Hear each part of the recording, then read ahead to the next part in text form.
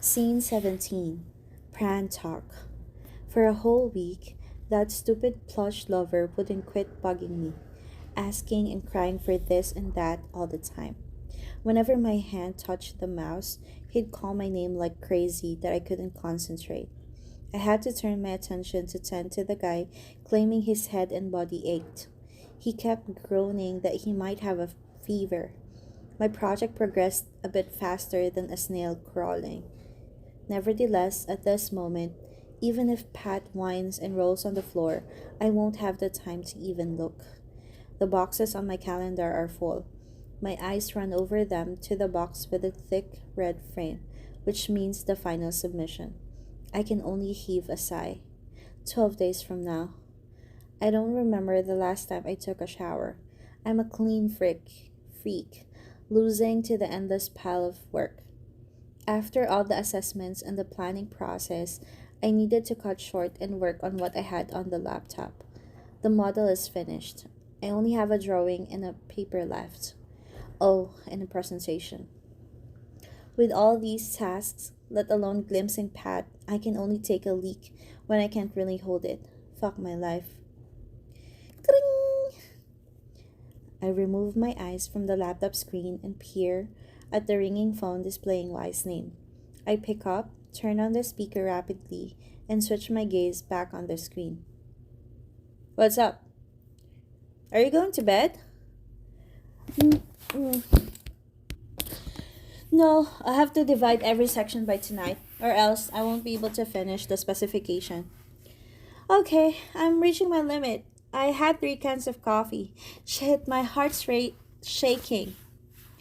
Press a cold, wet cloth on your neck. Right. Did Pat come back? No, in a while, I guess. Can I stop by? I'll bring my laptop. I'm losing my shit.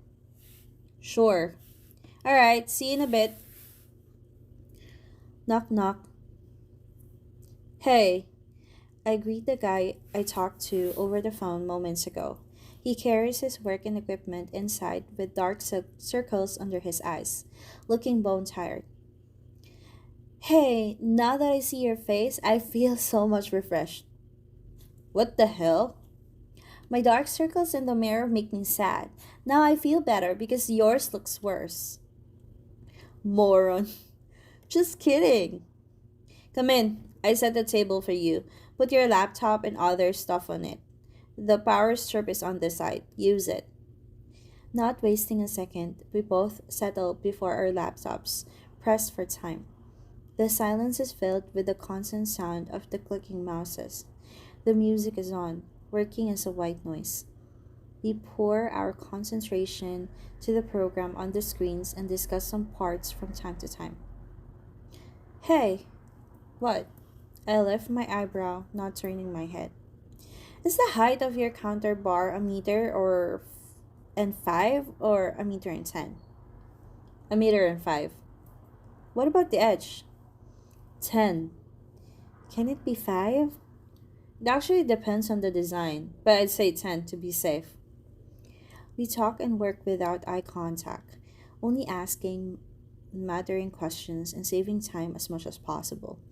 We're not sure how fast or slow time has passed, but before we know it, we hear Pat's voice before he even steps in and before the door is fully open. Pran! I press my lips together, eyes flicking to the door. Y bursts out laughing. Whoa! Why the hell are you here? Pat's eyes widen now that he's inside. He points at the guy beside me in shock. What the fuck are you laughing for? I can't help it! Who would have thought the engineering gang leader would call his lover in such a sweet tone? Shit, it's haunting! Why won't stop laughing? I ignore both of them and focus on the screen. Shut up! Why are you here, by the way? And why the fuck did you bring all this stuff? Don't you have a place to sleep? This is Pran's room, and I'm his friend. It's perfectly fine for us to work together. It's no longer fine. Get the fuck out of here. The lovers are going to have some lovey-dovey time. Go on with your delusion. I'm too busy to fight with you. I try to show no interest and pretend not to hear their bickering, paying attention to my work. Seconds later, the damn punk stomps towards me and brawls. Pran, why did you let him in? Well, I came here to work. Quit whining. I'm not whining. I don't like him. Pat, I'm thirsty. You're changing the subject. My throat feels parched. I turn my head to hold Pat's gaze. The grumbling guy stops complaining. Still upset, he gets a bottle of water in the fridge, opens the lid, and puts the bottle close to my mouth. Hey, I can drink it myself.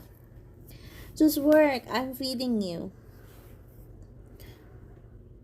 I'm leaving. It's getting dark. I'm not exactly enjoying the sight right now. Y says, coughing. I pull back from the bottle and wipe the corner of my mouth shyly. Hurry and leave. The other guy doesn't hold back at all. Yeah, I'm leaving for sure. Cling to Pran as much as you want. Damn, you're acting like an abundant puppy. Why, you trash? Enough! Stop fighting. Get home safe, Why? See ya. See you. Hang in there. I'll stop by again.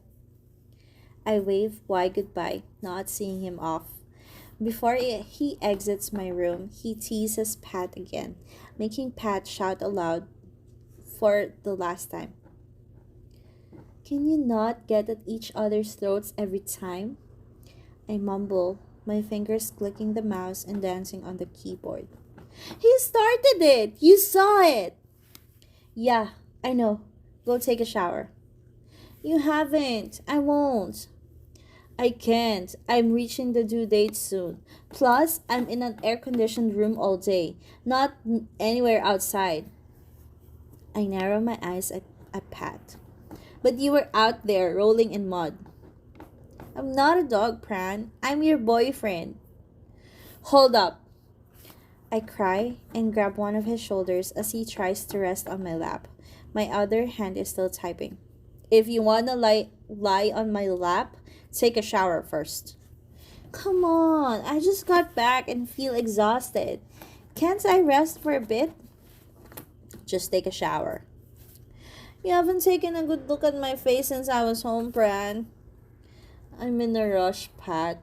Please, don't whine too much for the time being. Let me submit my project and finish the presentation first. Pat groans and slams his feet for a while before finally going into the bathroom.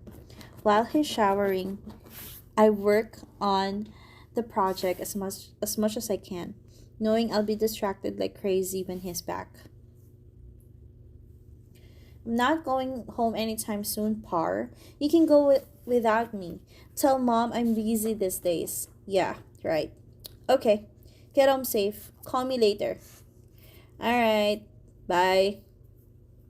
My eyes are on the screen, ears listening to the conversation, my hands typing. When Pat hangs up, I throw him a question. Why don't you go home? You stayed here last week. You should go and see your parents. You're not going. How can I? Pat grins. He falls on my lap, presses his face in my belly, and takes a deep breath. Shit, it tickles. You smell nice. Well, I just took a shower.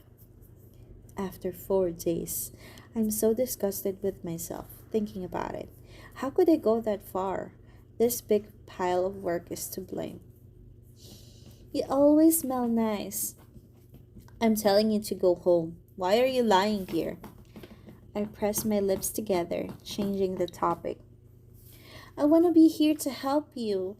Even when I'm here, you keep working without filling your stomach or taking a good rest. Who's going to feed you if I'm not present?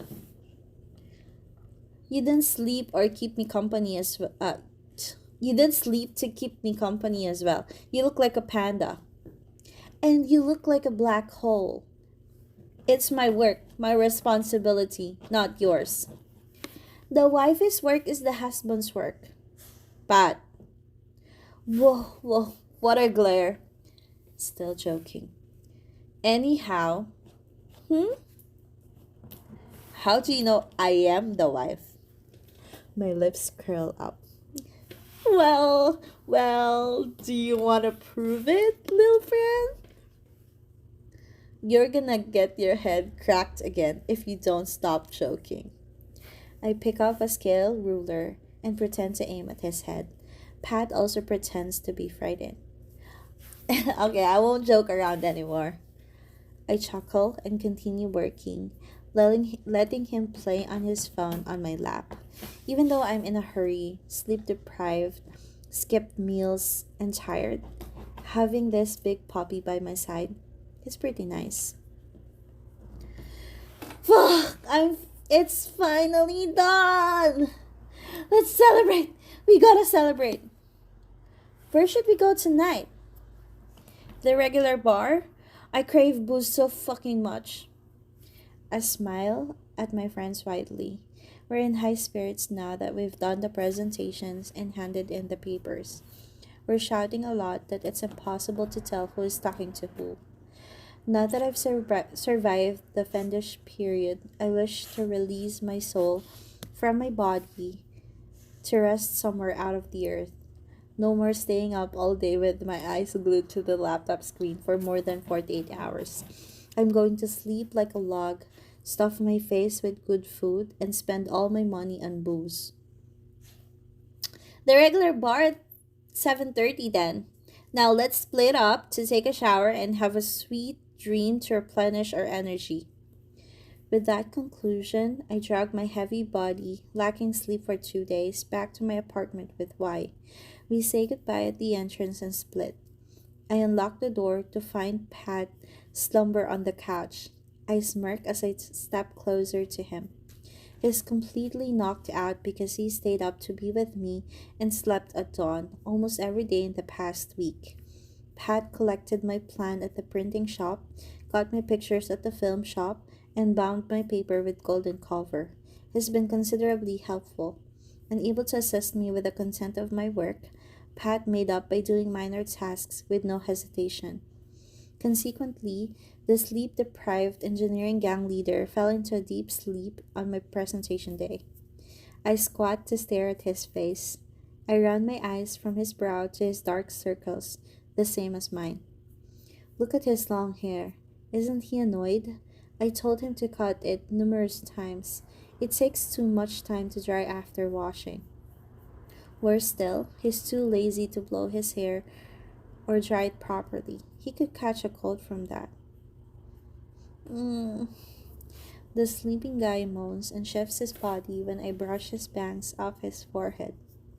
Did I wake you? You're back? Pat asks softly. He gets up and rubs his eyes drowsily. I'm back. Go to bed. Go sleep on the bed. Your neck will ache. Let's go to bed together. I'll be there after a shower. Okay. He must be really sleepy to be this obedient. And it's so adorable that I smile a little. I touch his cheek. Pat lifts his eyebrows and meets my eyes. What? Thank you. Thank you?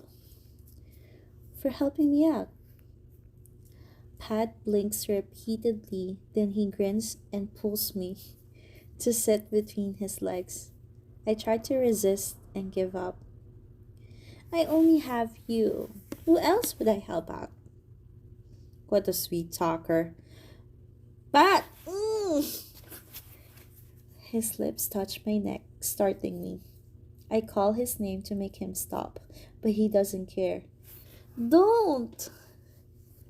I've been a good boy for days. Don't I deserve a reward? Pat wraps his arms around my waist from the back. His hands trail down to my thighs as his pointed nose nuzzles my neck. I get goosebumps and swallow hard, feeling the electricity when Pat nibbles my ear. But don't stop me. I want to touch you. Damn, I'm beat. No, you're not. You're obviously hard. I halt, my face heating up because it's true. I frown and bark a reply. It's just a sleepy boner. You must be tired. So am I. Pat grabs my hand and puts it on his crotch. The thick and firm feeling under my palm makes me flinch and try to move away. Yet Pat follows and pulls me back into his embrace. He uses the chance when I'm flustered to seal our lips and thrusts his tongue inside my mouth vigorously. He caresses my hips and tugs my pants down. My eyes widen and my face flushes red, but Pat's fervent kiss distracts me. Pat slips his hand into my underwear. I shiver as my sensitive part is held and stroked gently. It slowly arouses me. I've been so busy that I didn't take care of myself. Now that I'm being fondled like this, it's irresistible. Bran, and with his raspy whisper close to my ear. Pat, I. It's alright. Relax. Don't tense up. Fuck. Don't stroke it like that. Your cheeks are deep red. Pat bites my cheek in a mouthful as I hit his shoulder. What the hell are you doing? Ah! Touch me too. No. Pran. I press my lips tightly, ignoring the soft whisper over my mouth. I shut my eyes to escape from those pleading eyes, but it only sharpens my senses. I grit my teeth for a while and finally yield. I reach out to grasp his thing and move my hand up and down. Pat's moan and mine echo in my ears embarrassingly. I'm not sure if it's fatigue that makes my feeling intensify. Every movement on my skin fills me with extreme discomfort. I want to release it. Our faces lean to one another after our eyes meet. Our lips part and we taste the heat on each other's tongues. We forget about everything and focus on the hot temperature from both our hands, exchanging our breath. In the end, I fall into his firm embrace. We hold each other in our arms, panting, mumbling each other's names after the hotness in our bodies is let free in our hands. End of scene 17.